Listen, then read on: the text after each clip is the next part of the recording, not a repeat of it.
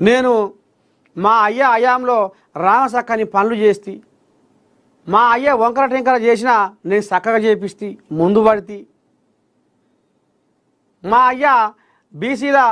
33% reservation తీసుకొచ్చి 22లో కలిపితే మస్తు కొట్లాడినా ఇక బయట కొట్లాడే కానీ ఇంట్లో కొట్లాడింది ఆయన బయట కొట్లాడలే ఇంట్లో కొట్లాడింది అయ్యతోటి ఇప్పుడు ఆఖరికి వస్తారకల్లా